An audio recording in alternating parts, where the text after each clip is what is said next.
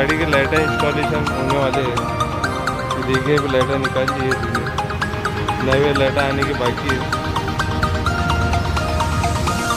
तो 2 लाइटें आ चुकी है।